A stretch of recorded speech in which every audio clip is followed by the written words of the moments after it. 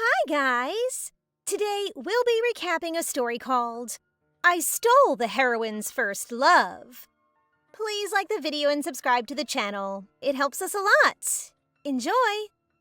On a beautiful afternoon under a purple and yellow sky, Karina enjoys tea with her fiancé. Surely there won't be any problems, right? Wrong.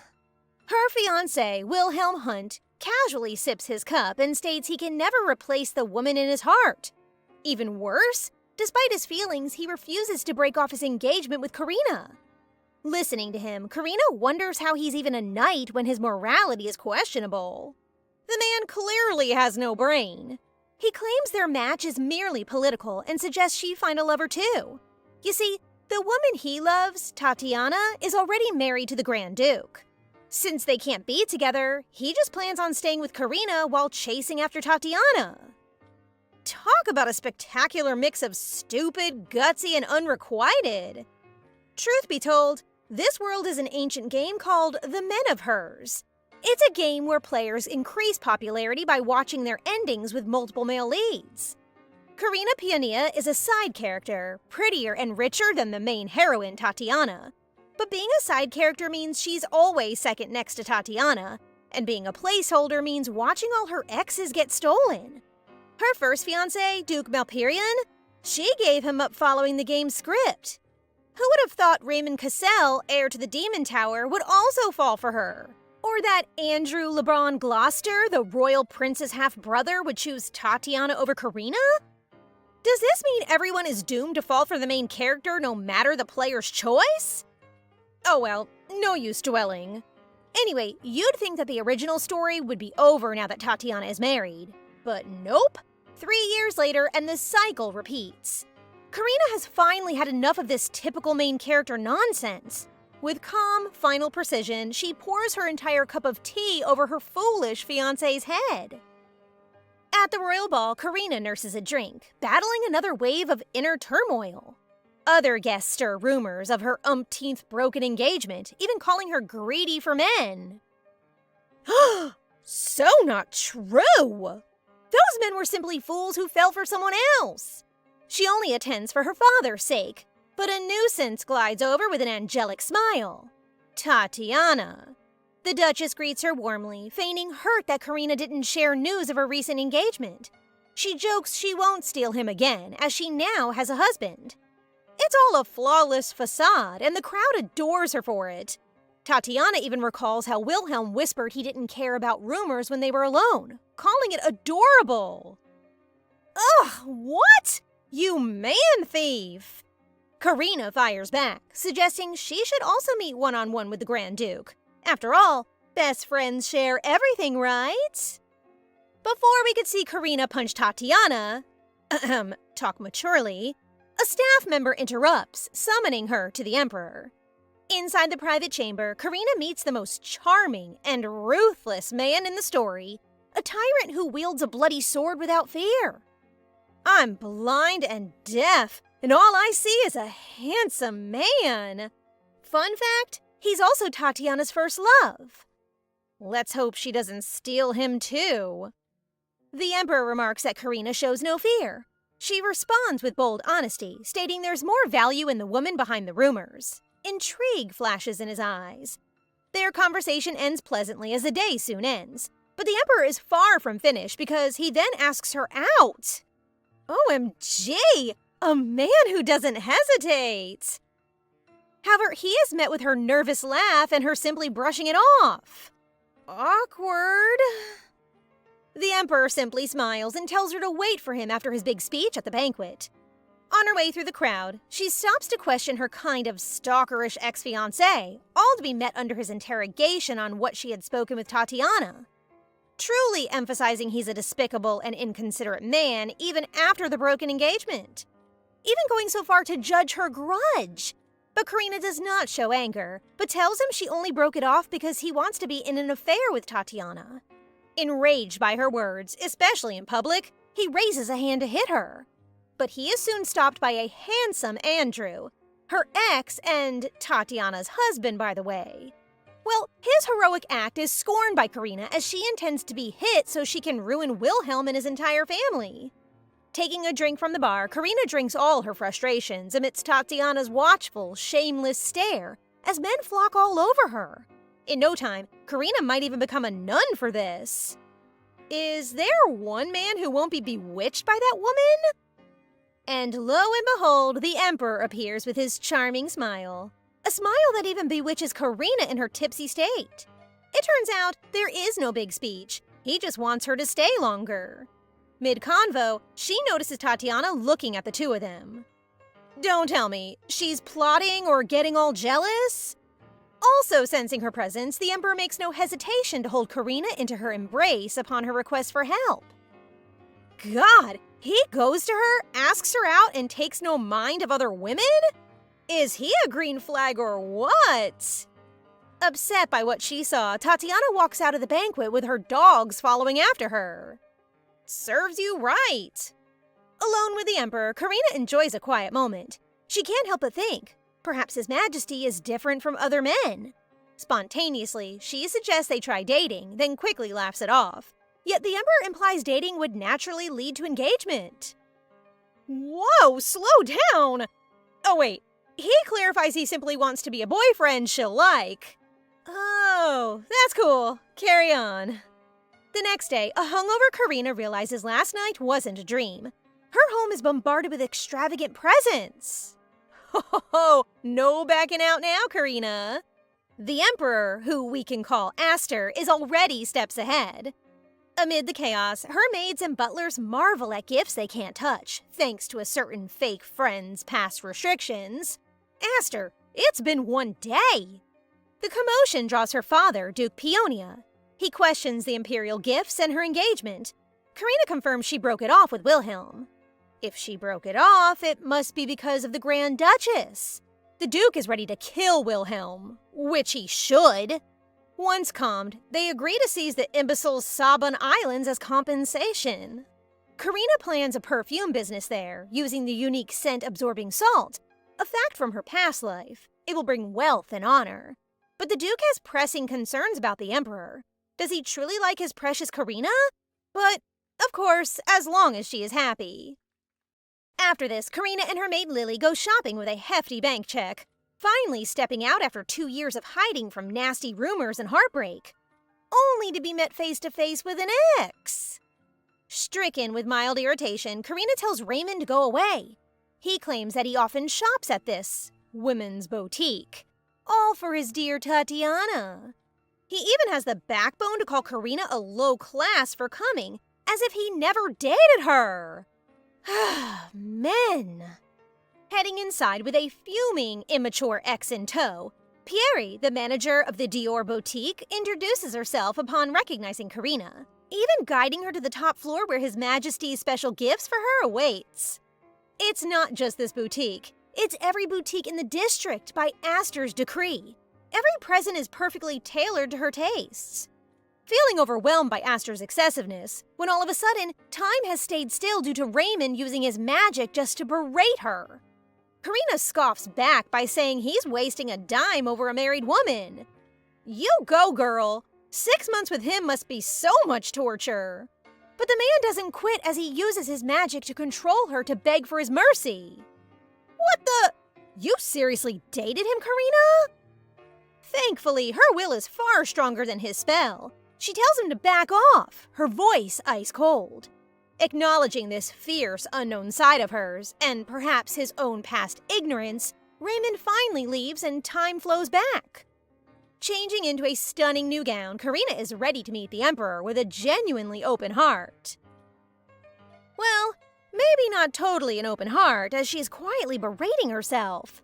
Karina stresses even more when she arrives at the Emperor's private palace, the Winter Palace, his birthplace where only the Empress Dowager has entered and some selected staff.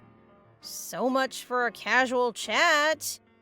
With her head all over the place, she jumps at the sudden appearance of Aster. Their date begins with all kinds of sweet treats and his favorite bitter tea. Quite a balanced diet, if you ask me. Finally addressing the drunken matter after some light small talk, Aster admits he is aware she was intoxicated that night and understands she's confused as of the moment. Ah, a man who is 2 steps ahead. Despite her apology, he brushes it off by explicitly hoping that she won't take back her words of them dating, even though he clearly wants to marry her. A distant memory of the game comes into mind, where Aster takes the fall for every time Tatiana chooses another love interest, where his power over the kingdom weakens. This results in him killing off all nobles who are against him in favor of Andrew. So, to marry a member of Paeonia Duchy will be a strategic masterstroke for him. That must be certainly why he wants to wed her. Realizing her turmoil, Aster extends an offer to help her with revenge against Tatiana. Simply offering her to use him as she likes, whether they do this politically or romantically.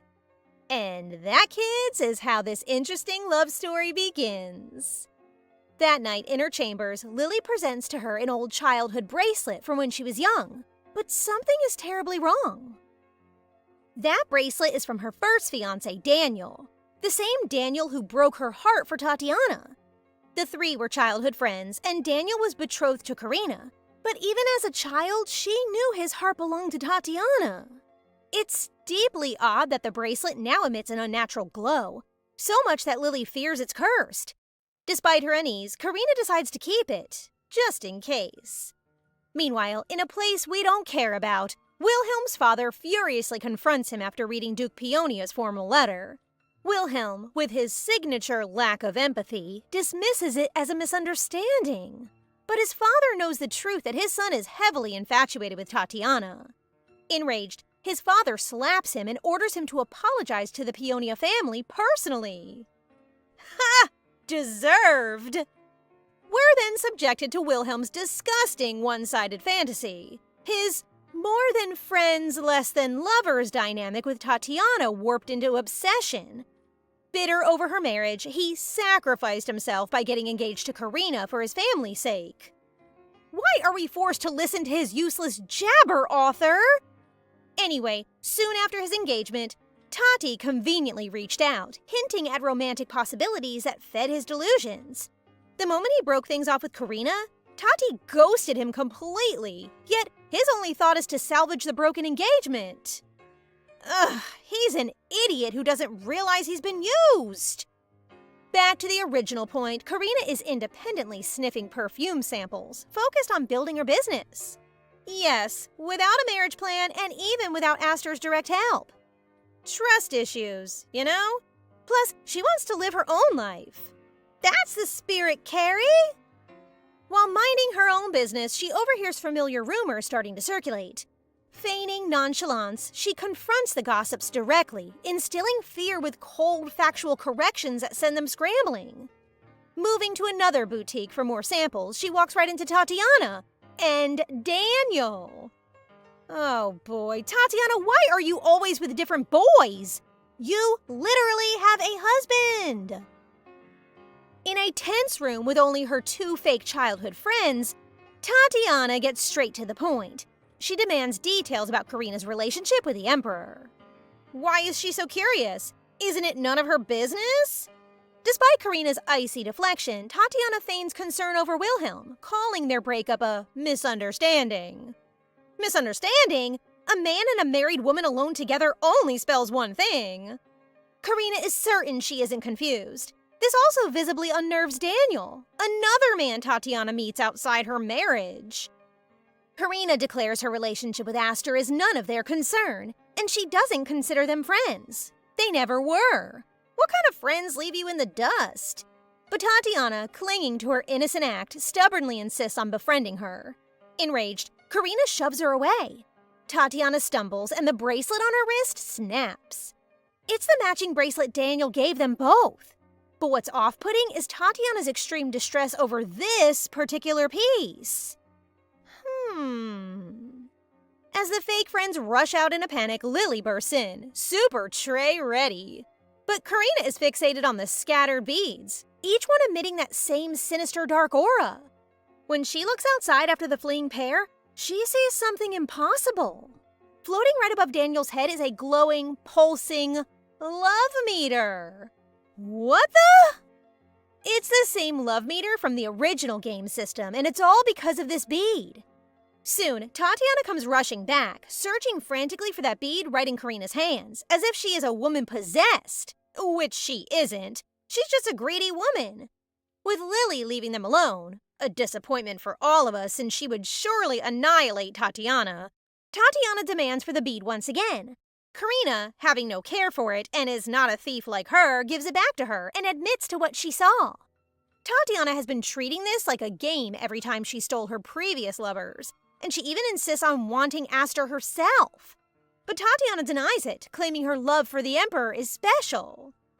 Okay, how many times do we need to hear another cringy love confession? And hey, you're married, lady! However, Karina takes notice of Daniel outside listening in. Karina takes the risk to provoke Tatiana, mentioning her husband and her 3 dogs. It's not like her 3 lapdogs can follow her forever. They're inclined to marry someone else. But Tatiana snaps, declaring they were all hers from the very start and no other woman can come between. See? This is the greed the Bible warns about! The damage has been done. Daniel hears all of it and runs away in devastation. It's over, Tatiana. Her true colors are exposed. Karina is counting the days of her downfall, even with Tatiana's delusions of her being the only special one. That night, Karina reflects her past and the bracelet. There's nothing wrong with her. It's just that bracelet. But will that same bracelet serve the same purpose to her? Dressed in a stunning red ball gown, Karina is ready for battle. At every ball, the first dance is led by the Grand Duke and Duchess, as the Emperor has no wife. That is about to change. Lily eyes the dark childhood bracelet Karina insists on wearing tonight. Carrie, that rubbish doesn't match the dress code. But a sudden commotion outside her door steals their attention. Oh no, that silhouette couldn't be... At the founding day, Aster is surrounded by women, though his thoughts are solely on Karina. What a simp. He soon has a conversation with Daniel and questions his past with Karina and the definition of friend. Ho, a master provoker. He warns Daniel to be more careful, unsettling the man. Tatiana then approaches, attempting small talk. Aster pointedly ignores her nickname and feigns ignorance of her birthday. Let's be honest, we don't care either. To give her the benefit of the doubt, Aster ends up greeting her a happy birthday. Tatiana gets bold enough to ask for a present from His Majesty by dancing with her the first dance. Even Daniel is shocked by her audacity. Thankfully, her husband, Andrew, intervenes and apologizes. The Emperor brushes it off and, citing family ties, delivers his response. He kindly requests to be excluded from her messy love life. Oh, burn! Just as we suspected, it's Wilhelm causing problems. He tries to punch past the butler, but Karina intervenes, spotting an opportunity to test the bracelet. Sure enough, a love meter materializes above his head. Their conversation is quite drastic with his love meter decreasing quickly, but it'll do. Just as long as he apologizes. But he's not done as he requests to resolve their already broken engagement. His sole purpose for coming back is obviously because Tatiana is ghosting him. What a pathetic excuse of a man! He even notes the bracelet Karina is wearing is the same as Tatiana and assumes she's copying her to regain his affection. But why is his love meter slowly increasing? Going back to Lily and realizing the power behind the bracelet, she decides not to wear it as using it may make her no different from Tatiana. Finally arriving at the palace, the atmosphere feels different. Well, of course, because Aster is greeting you with all his dashing smile. Let's totally ignore the tension on the extras. All smiles up on their faces, Aster tells her about what had occurred. During Aster's grand speech, Karina's mind wanders. What is truly going on in Tatiana's head? Does she genuinely believe every man belongs to her? Could she have reincarnated too? But why would Tatiana be obsessed with Aster, a mere side character, even lying about her birthday for his attention? Lost in thought, she's startled when Aster appears, having called her name repeatedly. He asks the most important question. Will she grant him the first dance? As they move beautifully across the floor, Karina confesses her confusion over Tatiana's behavior. Aster smoothly tells her to focus only on him, as he can be a very jealous man. Aster, my boy, you just made me swoon. In the background, Tatiana grits her teeth, but the whispers this time are positive, praising the perfect pair Karina and Aster make. Later, searching for her absent father, Aster suggests he might be with her mother, Mistress Freya, a powerful mage. They find her, indeed, pulling Tatiana's hair. Freya also berates Andrew for not controlling his flirtatious wife. She's the coolest and best mom! After Karina pulls her mother away, Aster introduces himself. Chaos follows as Freya gives him a swift approving nod and declares she's staying at the manor to scold her cowardly husband, leaving the pair finally alone. And as it turns out, Aster has been waiting for this private moment with her all along. Tatiana sobs to Daniel, demanding why he didn't help her dance with the Emperor. She claims he doesn't want her to be happy. This finally makes Daniel see how intense and manipulative she truly is. With Daniel gone, Tatiana faces Andrew's cold warning. He doesn't care what she does, as long as she fulfills their deal. Or else what, Andy? Alone, Tatiana frets over her malfunctioning bracelet. It's clearly capable of more, but what? Before she can think, Raymond appears, offering affection. Blech! She immediately uses his devotion, plotting something to hurt Karina. Meanwhile, Karina's not a date continues. Aster leads her to a winter garden his father built for his late mother, draping his coat over her shoulders. Flowers bloom here, untouched by the cold, a tribute to a winter mage. He shares his past. His mother, a winter mage, grew weak carrying a summer mage child. She died from poison shortly after his birth, and his father blamed him. Without guidance, Aster became the ruthless emperor who slaughtered his way to the throne. Karina is furious. It was never his fault. He was just a child. Touched by her fierce defense, they share a moment of warm comfort. Shattered by a distant, desperate scream of her name. Phew, it's not Raymond. It's Daniel calling her name. This doesn't reassure the couple. It's strange for him to seek her out, much to Aster's visible annoyance, since alone time needs to be cut. Leaving them alone to discuss Tatiana, Daniel begins a frustrated rant. Not that Karina or we care, but TT has always been a greedy oddball. What surprises Karina is his genuine apology. He admits he's finally seeing Tatiana for who she is. Her bold words, her endless demands. It all leaves him upset. She makes us feel nauseous too, bro. This signals one crucial shift. Tatiana's perfect reputation is beginning to crack. Karina doesn't hesitate. She asks Daniel about the origin of the matching bracelets he gave them. He vaguely remembers buying them from a mysterious traveling merchant years ago. If her question is about magic, he suggests asking her mother. Arriving home, she finds her divorced parents arguing. Wait, they're divorced? Passionately about her love life. The Duke is in full protective mode. Let's face it, they may fight, but they truly care for Karina. Finding a moment, Karina approaches her mother, Mistress Freya. She presents the old bracelet, which still pulses with a sinister dark aura. Freya's playful expression vanishes, replaced by stunned, serious recognition. What does Freya think of it? What could the magic behind it possibly mean? Alas, Freya says she absolutely has no idea, just that she can sense unusual power. To read more into it, the mother-daughter duo enter Freya's old room, a room that has never been touched but kept clean by an ex-husband's lingering love. Anyway, back to the bracelet. It seems to be more than just magic, but it is also made out of season stone, rare stones that can create mana unlike magic stones that store it. The person behind this must be really crafty and crazy rich, enough to come up with this assortment then. Learning that it can read into people's feelings and such, Freya makes the choice to take it to the tower with her and do some research. She then expresses that as long as Karina is happy and safe, then it'll all be okay. Well, as long as she also breaks off engagement to scoundrel number 4 who hasn't responded to the breakup request. But that should be a matter to be handled by her beloved parents. Whew, divorced or not, they must be the it couple. The The next day, the ex-couple visits the Hunt family, inquiring of their delay to break off the engagement. But yada yada, Wilhelm's family is as delusional as he is, thinking they can fix it. And Wilhelm? He is totally a scoundrel, thinking he's doing this in the act of love for some bimbo, and this is his duty as a knight, even saying he said no such thing about Karina copying off Tatiana. Ay, ay, ay, boy, grave mistake! Get it? 'Cause he's digging his own grave?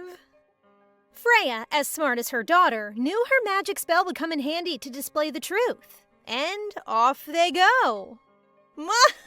Count your seconds, Wilhelm. Confronted by Karina and her formidable family, Wilhelm faces the ultimate test of his honor as a knight. He has no idea what's about to hit him, all because of his pathetic one-sided infatuation. With both parties present, Freya unleashes her magical power, forcing everyone to relive the recent damning events. Wilhelm is exposed in all his shallowness, caught manipulating Karina by claiming this was her last chance of marriage and accusing her of copying Tatiana. The truth is undeniable. Wilhelm never realized how far his cruel words had gone. This public reckoning cost him his dignity and his family's honor in a single stroke. With the Hunt family humiliated, the Sabon Islands are finally Karina's to claim. Her perfume business dream is officially on. But does her future business partner have to operate from such a rundown, dusty store? It's okay, Carrie. Luck is on your side now. The shop is shabby, but Nivea's perfumes are exquisite. The real problem? Nivea is traumatized and refuses a partnership after what happened 3 years ago. All because of Tatiana. Ugh, when is this girl ever not the problem? Tatiana once wanted to partner with Nivea, demanding all recipes become Grand Duchess property. When Nivea refused, wanting her daughter to inherit the legacy, TT systematically destroyed the boutique's reputation, reducing it to this state. It's the same vicious tactic she used to tarnish Karina at the academy. But this time, Karina isn't alone. With newfound support and resolve, she is determined to help Nivea rebuild and secure a sweet shared victory. Nivea's spirit is already broken, and even Karina's genuine willingness to help cannot seem to pierce her despair. Without money or customers, what real difference can anyone make? Karina, however, has absolute faith in her own skills. After all, she reasons, why else would someone as powerful as TT go so far to ruin her? Yet uncertainty still envelops Nivea completely. We can only hope that Karina, with her ties to the Emperor, can provide the decisive push this fledgling business needs. A business specifically designed to hit Tatiana right till rock bottom. Giving Nivea space, Karina returns home to discuss everything with her mother. And honestly, why is Tatiana always so unnerving? Freya does divine work by redesigning the old bracelet so it bears no resemblance to the original. She cannot decipher its creator, but advises Karina to wear it for its quality and the protective mana stored within. Freya expresses her worries. She cannot always shield her dearest child from that scornful woman. But she knows, as we do, that Karina is strong. Freya will move heaven and earth to help her. Days later, Karina, dressed impeccably as per usual, prepares for a picnic with Aster. Suddenly, Layla, Nivea's daughter, comes screaming for help. The shop is on fire! What? The situation is dire. No matter what they try, the flames refuse to die. Everything precious, including the vital perfume recipe book, is inside. Deploying every available person, Karina and Layla race to the scene. It is worse than they imagined. This is no ordinary fire. It is a magical blaze, and the only way to repel it is with a counterforce of magic. But Karina has only one focus, saving Nivea, who is still trapped inside. Remembering the training to control her mana from her mother, Karina uses Freya's mana in the bracelet to envision the form of protection. In a bright blue flash, the spell works and she rushes inside to find Nivea. Searching high and low from this unbearable heat, Nivea is trapped by a couple of boxes with an injured leg. But all the motherly woman requests is to give the recipe book to her daughter, thinking this will be her last day on Earth right before she faints. Woman, no! She needs air! Fortunately, the help is still on the way, and Karina uses another form of mana to encircle both of them with air and protection from the fire. Whew! Totally worked. But Raymond saw it all. The man of the hour. The man who started the incident, of course. He denies setting the fire off, saying he only yearns to help out Nivea. Truly a liar, especially when he tells Karina he won't help if she won't give him the recipe book. In the blink of an eye, Karina sees a blue pop-up choice window, and it seems that it'll affect the love meter. It seems like Karina has no choice. It's either she gives up the book so she and Nivea can be saved, or she tells him to get lost. Despite her already feeling the effects from the fire, Karina does the most logical thing. To raise her middle finger up at Raymond before darkness fills her senses. What a diva! Raymond scoffs at the unconscious body of his ex. It's not like he can take it himself without her obedience, just as long as he has his beloved Tatiana. Ugh. But he soon falls unconscious when another figure lurks behind him. Is that who I think it is? Even in the matter of life and death, Karina does regain a little consciousness from Aster calling out to save her. It is Aster! Fast forward, Karina does end up alive and well, thankfully. Of course, with her parents and Lily coddling over her since she has been asleep for 5 days. 5 days? Karina has never been this reckless before. Bold, but not rash. But if it is for the safety of others, Freya will brush it off for once. Plot twist, though, Raymond didn't set the fire at all, because if he did, his magic would have been traced in the magic tower since he is a registered member. Which just means the arsonist behind the fire is powerful and careful enough to even burn down the shop from its roots. For now, Karina's recovery is the most important as Nivea is now safe. And oh, maybe to also read Aster's never-ending letters for her. And for the next few days, the two have been exchanging letters more so than often. It is as if they invented flirting in medieval form. Aster is quite a sap too, because although he is a super-duper busy emperor, he finds the time to write to her. However, all that happiness went down the drain when Nivea refused her offer to be business partners, and it's because she lost her sense of smell due to the incident. What? This must be the deliberate plan of that arsonist! And also TT. Not one to give up, Karina encourages Nivea once more to make perfumes. She will give her all the support and resources just to see her stand back on her feet. With all that talent and effort, why waste it all away in despair? Karina wants to do it for her sake. Touched by her genuineness, Nivea will agree if Karina grants her one request. To make Layla the head perfumer of the business. Done. No arguments there from Karina. You're the boss, Nivea.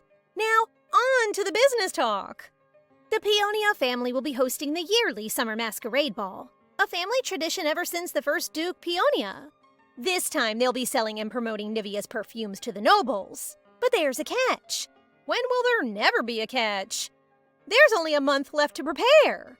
Hold on, Nivea is ready to finish it all before the ball? Have I mentioned how I love women's empowerments? Nivea soon leaves, and a not-so-fully recovered Karina is already in her next move. To find the bull. And somehow, we are not so surprised when that bull is none other than Tatiana, the character around whom the world loves to revolve around. After almost dying from that fire, Karina lets out what she needs to say to the likes of her. But all TT does is deny and act like an immature child. Pfft, so predictable. Tatiana soon accuses Karina of taking away the things she can't have, and that Nivea was hers first. What? Even claiming that she's copying her. Again, what? Frantically saying that Karina does not deserve anything and that everything is hers. And the last final step, TT calls the Emperor's name as if she were close with him. That earned her a hard slap on the face. Again, once more, Karina. The wench even dares to hit Karina back, but our Karina stops her from even making a sound, threatening her with the magical earrings she has, which recorded whatever Tatiana had just said. What gives her the right to be so demanding when she takes things that aren't hers? Serves her right to be scared. It's not like Karina would actually do anything to her. After all, the world may revolve around her, but it will never be always kind. As Karina departs, Andrew stops her by grabbing her wrist as if she has the time of the day to waste another of her breath on unnecessary people like him. Back then, it would have hurt Karina to see his face, but now, it's different. While that happens, TT is on her wits, deluding herself once again with how things are going south in her end. Then we get to a flashback of her life. A 19-year-old Tatiana is hanging out with Daniel and other men. Not so surprised again. And using her magical bracelet to earn affection points. And also planning to steal Andrew away from Karina with her fake angelic smile. Tatiana goes on her way to befriend an innocent Andrew. And behind that sweet smile and magic, greed lurks behind her back by being extra touchy with him. Meanwhile, Karina is bathing in the best oils, fragrance, and Lily's special scrub. She then dresses differently, but is still beautiful as always. When she's finished, she goes and meets His Majesty, who's been waiting for her. The pair strolled around, chatting up after the days they had missed each other ever since that dangerous fateful day. Aster is impressed with her feat with basic magic, and in return, Karina expresses gratitude for him saving her and Nivea. But as it turns out, it wasn't Aster who saved her despite the familiar pair of purple eyes. Everything was over when he arrived. Oh, what? Perhaps it's just the magic granting her deepest desires. It doesn't seem accurate. Shifting the topic, Aster mentions her bravery and wishes that she would rely on him more. That she is free to act as recklessly as he will be there by her side. Aster, my boy, we will protect you at all costs. Later on, we see Andrew rushing to the calling of the Emperor, aka his half-brother, and quite anxiously at that too. It doesn't seem like he's in trouble, but Aster looks at him with a happy smile. But soon turns serious as he needs to thank him properly. For what, though? Aster recalls Andrew being at Barris Street the same day the perfume boutique was on fire in the pretense of a family boutique issue. However, Andrew grows more anxious at the thought of somebody seeing him there, or did Karina remember? And as it turns out, it was Andrew who saved Karina, not Aster. The same purple eyes, too. How odd. Aren't you on your wife's side? Confirming his suspicions, Aster desires to give his brother a reward for being heroic, with a not-so-happy smile, too. Ooh, someone is Jealous. Accepting his offer, Andrew nervously excuses himself. Not until Aster had one last interrogation to give. The alibi doesn't match, as the family boutique is on the other end. The other plausible reason is that Andrew and TT may have set up the fires themselves. And the thought of it makes Aster burst into flames. Magic, I mean. It is much like before when they were children. Andrew always had their father's attention since he's a winter mage. Something he always takes pride in, while the poor young Aster has to endure the pain of not having his parents. As soon as their father was murdered, Aster made his move to slaughter his other siblings. All that is left is Andrew, who fled the riot. No matter, Aster decides to trust Andrew, since he basically can't kill him for his reputation. But fear still creeps in after Andrew, even if he is dismissed. All I can say is, he and Tatiana truly deserve each other. Coming back to his home, he soon rats out on TT over her bracelet. Where did his mana go? Sick of how TT is acting, he blames her for ruining his life. It seems like their marriage is as terrible as their personalities. Tatiana begs for forgiveness, acting like she has no clue where his mana went. But Andrew already has a clue that Raymond used it to start the fire.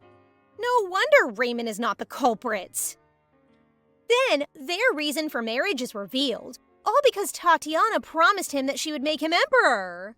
Pfft, what can a simple-minded girl like her do, when all she can think of is herself? Truly a match made in hell. Late at night, TT rides a carriage to an unknown place. Turns out it is only Raymond's house.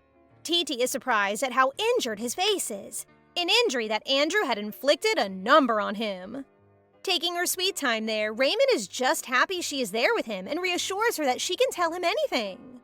Boy, have you never learned? But he says he will do anything for her. A mega stupid thing to say because her request is as stupid as they both are. She wants to kill Karina. The next day, at the commercial district, Karina and Lily visit the perfume workshop to smell the samples despite the clutter, which is also an opportunity to test Layla's abilities. The sample is appealing as Layla's description. Not only does it have a floral smell, but it is long-lasting and has a strong smell that is suitable for summer. I can smell the sweet scent of success. Layla is indeed a brilliant woman, much more when she names the perfume Karina, a name befitting of a strong, capable, and brave image, such as the beholder of the name herself. Looking back, Karina feels lucky to be where she is now, even with her ongoing plans of revenge. She can't wait to see what life awaits her, including the party. Astor's reputation has been increasing greatly, and it's all because of his policies centered on the people and his relationship with the Peonia family. Hooray to you, Your Majesty! And aside from that, his relationship with a certain Peonia member is getting closer as he gets a personal invite to the masquerade ball, despite his hectic schedule. After all, they are dating. On the day of the ball, dressed in a bold outfit that almost made her father cry, Karina takes the decision to dress up glamorously to stand out. This is no longer TT's story, but hers now. Soon, the party begins with Karina presenting butterfly perfume scents to the guest, one that captivates and makes the party more alluring. Surely, this business will be on top once this party ends. While the guests are distracted by the scent, a masked Daniel, who is now redeemable, invites Karina to a dance despite her lack of interest. But Tatiana, the party crasher, makes a sob scene by accusing Daniel of having betrayed her. Girl, what? You're the one with billions of boyfriends when you have a husband! Make it make sense! And why is she invited? 4 hours before the ball, an anxious TT is lost in her crazy world again, only wishing for Karina's downfall, not realizing she bit her thumb way too hard. But she has a party to attend. No, a battle to enter. Even with or without her husband by her side, she will always delude herself to be special. Upon her arrival, she puts up her usual angel facade, thinking the world and people will always have eyes on her. Up until the Karina-scented butterflies lure the people's attention. All her little mind can think about is Nivea's betrayal for choosing Karina over her. Not only that, she notices Daniel's dropped affection rate and how he is attending the party without her approval. Right before she can take action, she hears him ask Karina to a dance, making her drop her glass. Karina even has to talk some sense into her for accusing Daniel as if he were her husband. She then walks away from all that unnecessary drama. Daniel stops her and asks for forgiveness, but Karina is quick to remind them that they're not friends, especially with the nasty nickname they set up for her back at the academy. Karina reflects on a pattern that never fails to repeat. Whenever she grows close to someone, Tatiana somehow appears beside them, smiling gently, while Karina becomes the one everyone blames. The closer Tatiana gets, the more Karina is painted as the troublemaker. What hurts most is how easily people accept it. Tatiana's innocent image shields her from doubt, while Karina's frustration is twisted into proof of wrongdoing. The crowd always sides with the softer expression. Pretty faces really do get a free pass. Karina tries to confront the issue head-on, asking Tatiana and Daniel to clear the rumors together. Tatiana brushes her off every time, treating Karina's pain like meaningless drama. Daniel stays quiet, choosing comfort over truth. Silence is still indeed a choice, ladies. That is when Karina finally understands. Neither of them ever intended to stand beside her, no matter how loud the whispers became. Back at the party, Daniel approaches her, trying to explain himself and insisting he never meant to ignore her pain. Karina shuts it down immediately, cutting off all ties with both him and Tatiana. Tatiana suddenly steps in, tears falling as she plays the victim, acting as though the resentment toward Karina appeared on its own. Karina snaps back without hesitation, refusing to stay quiet this time.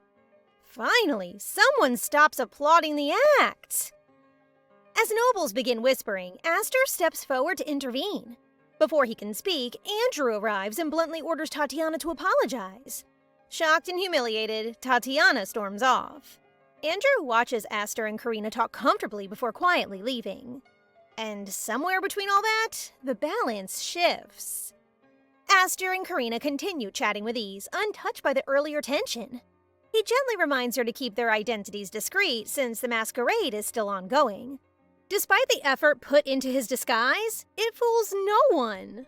Aster easily sees through Karina's stiff attempt to play along and laughs, drawing her into the moment. She laughs with him, and the atmosphere between them turns light and warm. Time slips by as they enjoy the party together. While Aster enjoys a slice of cake, he suddenly asks Karina if she has ever felt free to express herself honestly. The question catches her off guard. She pauses, sips her wine, and then answers sincerely, opening up about her past and how it shaped her guarded nature. She realizes she has shared too much and laughs, quickly steering the conversation elsewhere. Aster lets it go and smoothly changes the topic, inviting her to the hunting festival as a way to return her earlier kindness. He reassures her that all she needs to do is attend and accept his token. Karina agrees and apologizes out of habit. Aster dismisses it, encouraging her to act naturally around him. The words make her heart race. Someone is definitely catching feelings. Elsewhere, Tatiana stands alone near the wall. Andrew approaches with a cold expression and tells her to leave. She insists she can manage on her own. Andrew does not argue and walks away. Trying to steady herself, Tatiana overhears nobles whispering about her and Andrew. Anxiety creeps in until Daniel appears and offers to escort her home. Outside, he reassures her gently. When she leans closer, Daniel calmly sets a boundary. Karma really is clocking in early. On the carriage ride back to the manor, Tatiana sits stiffly, her fingers pressing into her palm as Daniel's refusal loops endlessly in her thoughts. No matter how much she tries to dismiss it, the boundary he set refuses to fade. That rejection hit harder than she wants to admit. The carriage suddenly stops. A figure blocks the road, forcing it to halt. When the door opens, Tatiana freezes upon seeing Wilhelm standing there. Without hesitation, Wilhelm climbs inside, closing the space between them. His emotions spill out as he demands to know why she's been avoiding him. Sir, this is not how surprise visits work. Sensing his attachment, Tatiana quickly softens her tone.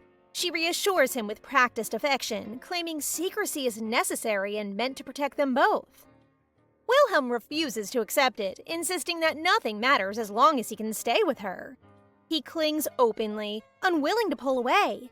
Tatiana returns the embrace, promising she will handle things. Later, at Andrew's estate, Tatiana makes a calculated request. She asks him to appoint Wilhelm into his knighthood. Andrew mocks her immediately, clearly unconvinced by her claim that Wilhelm is not her lover. Avoiding his gaze, Tatiana praises Wilhelm's skill, emphasizing his usefulness. After a long pause, Andrew agrees, deciding the situation can still benefit him. Every agreement here comes with a price.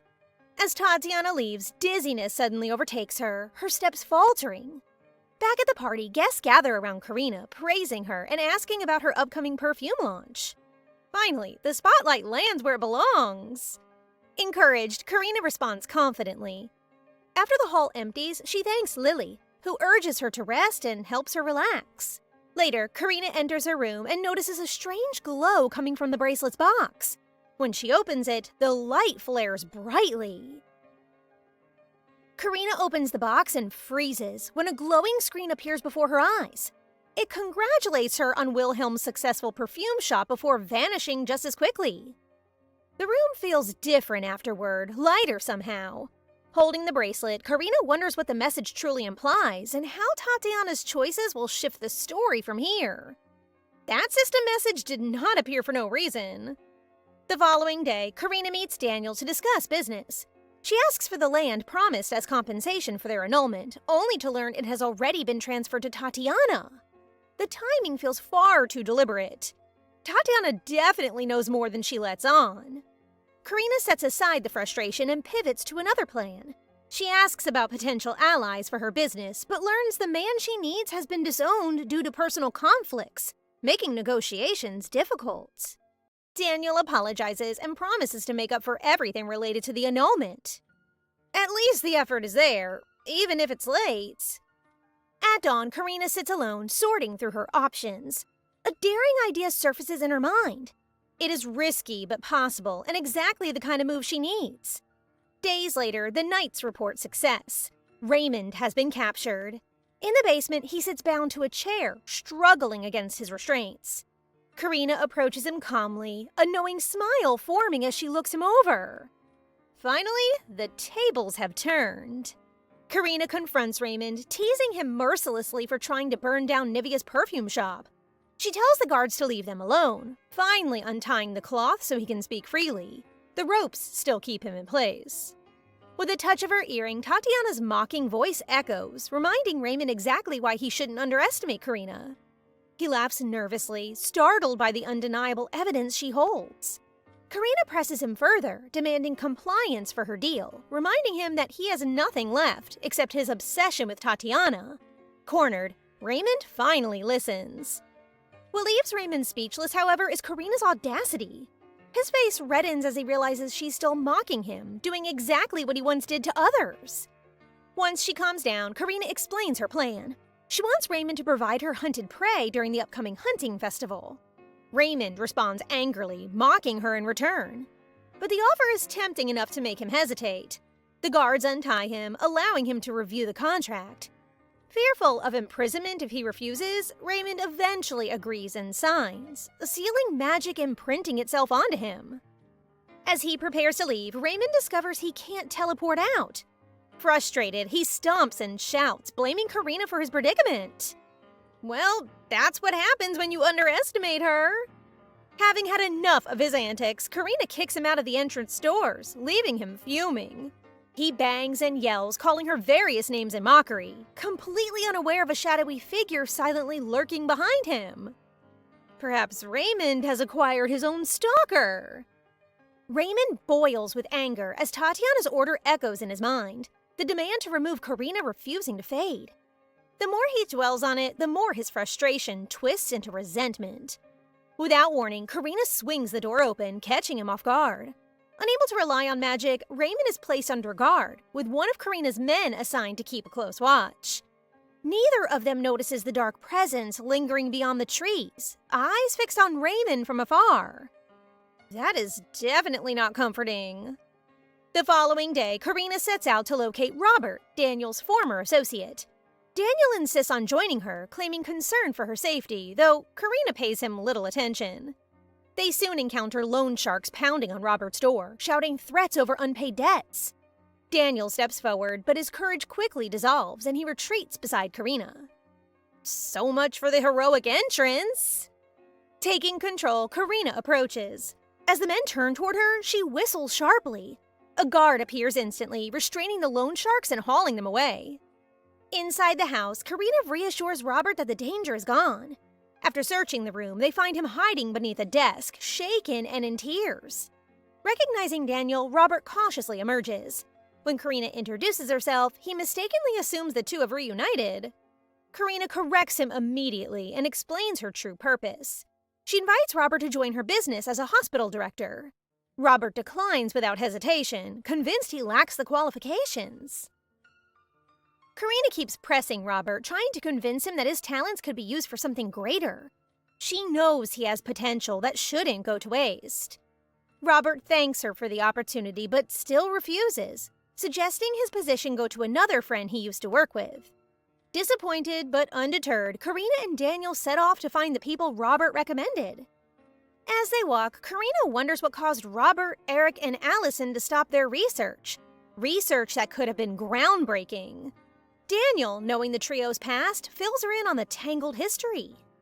Karina perks up when she learns that one of the doctors had become Tatiana's personal physician.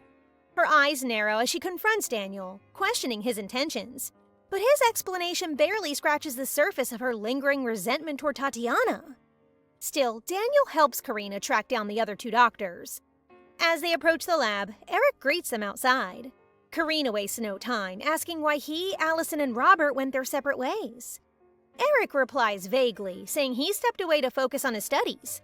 But when Karina mentions that they'd met Robert recently, Eric freezes mid-sentence, visibly shocked. Karina notices the change in his demeanor and grins. She presses further, asking why Robert cut ties between Eric and Allison. Eric hesitates, clearly reluctant to answer. Karina leans on her charm and persuasion, promising Eric opportunities if he joins her project. Eventually, she convinces him and they prepare to leave. But Eric stops them to send a cryptic message to Robert. Karina, intrigued, agrees without protest.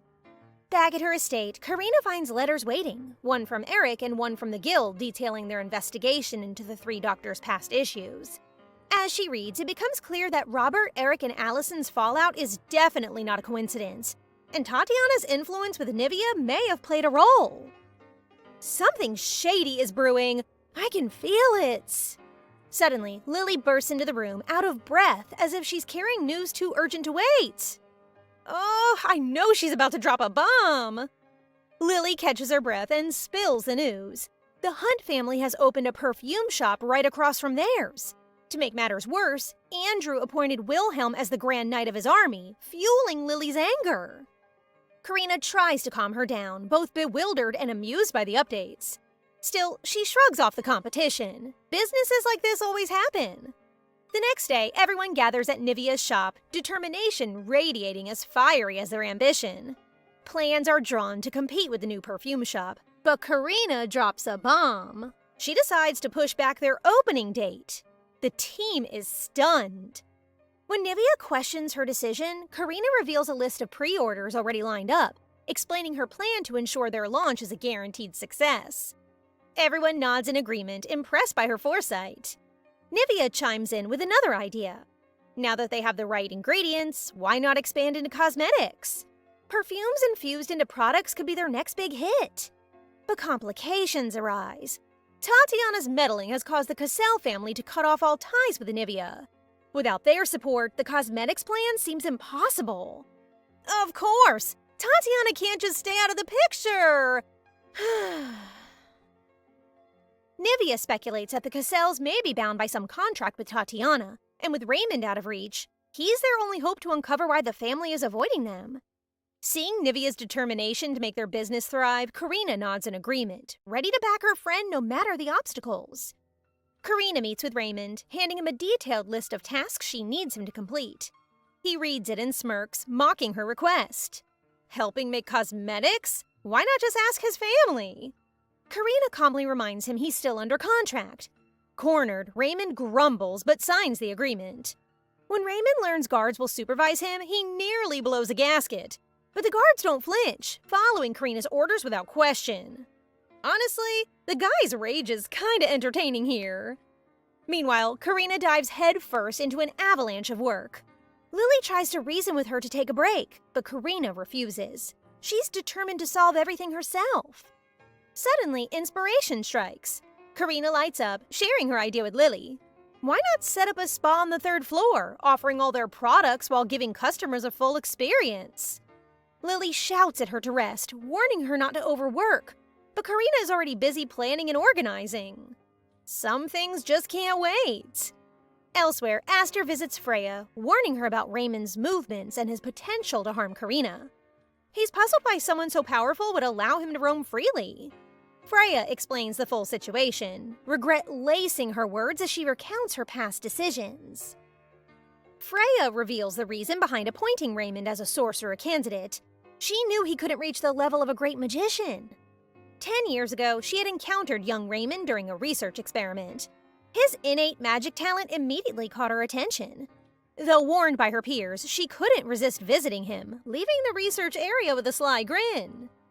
Oh, scheming, but for a good cause. It seems Karina's nature comes from her mother after all. That night, young Raymond wondered about the shiny petal in his hand, only for Freya to appear out of nowhere, startling him. She questions his involvement with the Magician Project, noting he was the only survivor of an experiment designed to grant illegal magic. Raymond inspects her observations carefully, but Freya presses on, asking more personal questions. Noticing his frail body, she peers into his future, and grimly informs him that he's destined to die soon. Yikes! Talk about pressure on a kid! Determined to change his fate, Freya devises a plan to make him stronger and escape the research facility. She even gives him a name, Raymond Cassell, setting him on a new path. Aster is furious when he learns all of this was Freya's doing, never imagining Raymond would turn out the way he has. But thanks to her guidance, Raymond survived and lived until now. Meanwhile, Karina visits Raymond, bringing him the materials he needs for his tasks, unaware that the moment for Raymond to pay the price is fast approaching. The door opens, and Karina rushes in after hearing a heavy crash. Raymond coughs violently as he collapses, his breathing uneven and strained. She watches him closely and reaches out to check his condition. In a sudden move, Raymond grabs her hand, mumbling weak words before turning away. The guard explains what happened. Raymond's illness came without warning, and the assassins sent after him were arranged by the Cassell family themselves. Karina is stunned. Why would they eliminate one of their own? Before she can ask more, Raymond wakes fully and snaps at her to stay out of his affairs. Since he is conscious, Karina leaves after confirming the materials for his tasks are ready. She reminds him to rest first and hands him an essential oil to help ease his condition. Raymond scoffs in response. As she turns to leave, Raymond hesitates. He almost thanks her, then masks it with mockery, promising he will deliver flawless cosmetics for her store. Karina exits, leaving him alone with his thoughts. That awkward backpedal was painfully obvious. Elsewhere, at Andrew's estate, Tatiana stares at the ring Raymond gave her, troubled by his sudden distance. When she removes it, a sharp headache strikes, far worse than before. She quickly regains composure and hides the ring as Andrew calls for her. Hearing that Karina will attend the upcoming event, Tatiana decides she will be there too, no matter the cost. Determination or desperation? The line is getting thin. That night, Raymond studies his hunting festival assignment. Without hesitation, he destroys the letter, his resolve clear. Plot twist brewing! Can't wait to see how things play out at the festival! In Andrew's private lounge, Wilhelm updates Tatiana on their store's success, and Karina's plan to delay her own opening. Tatiana laughs cheekily, convinced she outsmarted Karina. Curious, she prepares to leave, but Wilhelm insists she accompany him to the store. Before she can respond, Andrew bursts in, startling Wilhelm and ordering him back to training. Wilhelm scrambles out, leaving Andrew alone with Tatiana. Andrew casually comments on Wilhelm's devotion before telling Tatiana to leave. She tries to follow, grabbing his hand, but he shakes her off without hesitation, causing her to stumble. Ooh, smooth power move! Tatiana did not see that coming! Later, the two arrive at the commercial district, instantly drawing attention. Tatiana enjoys the stares at first, but her smile fades when whispers shift toward rumors of her strained relationship with Andrew. Andrew reminds her they need to maintain appearances if they want public support. Acting the part, they walk hand in hand, quickly attracting onlookers. Two women greet them warmly, celebrating their relationship and sharing news of an event sponsored across District 1. Then comes an unexpected question about children, leaving Tatiana momentarily stunned. She recovers quickly, playing affectionate while Andrew goes along with it outwardly. Inside, he remains detached, focused only on power and Karina. Ugh, Tatiana's charm still can't compete with Karina's brilliance. Poor girl. Maybe stick to being your usual wicked self instead. Just then, Karina appears calm and radiant. She greets them politely and reveals that Aster personally reserved District 1 to meet her. Yup, Karina just casually slays the entrance. Can't compete with that energy. The moment Karina speaks, Tatiana snaps, accusing her of lying. Andrew grips Tatiana firmly, calling out her behavior before it spirals further. Someone finally pressed pause on her tantrum. Tatiana fires back defensively. Karina, clearly uninterested, turns to leave, but Tatiana insists on following. Karina allows it without protest, unfazed by whatever scheme Tatiana might be planning. As they pass through the shops, Tatiana keeps glancing at Karina's commanding presence. She admits Karina is beautiful, yet cannot understand how someone like her could ever win the Emperor's heart. Andrew notices the bitterness immediately. They soon reach Aster. He greets Karina warmly and takes her hand, but his smile fades the moment he notices Tatiana and Andrew behind her. Tatiana calls out, nervously twisting her bracelet. She claims concern and insists on joining them, presenting herself as Karina's close friend. Tears fall right on cue. Ouch! Not even pity points earned. Aster stops her, openly calling out her childish behavior and mocking the display. Tatiana freezes, stunned by his blunt rejection. She tries again, clinging to his sleeve and pushing for a shared meal. Aster simply laughs, clearly unimpressed. That laugh hurts more than words ever could. Andrew steps in to apologize, but Aster dismisses him, warning that careless words invite unwanted scrutiny. The message lands hard. Aster returns to Karina and leaves with her, openly disgusted. As they walk away, Karina wonders why the bracelet has no effect on him. Andrew notices it too. Tatiana clenches her fingers as the memory resurfaces. The system message had been clear.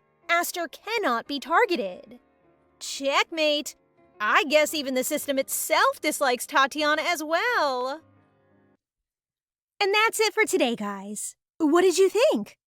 As always, don't forget to like the video and comment for the next part so we know you want more. Remember to subscribe and turn on notifications for updates. See you in the next one!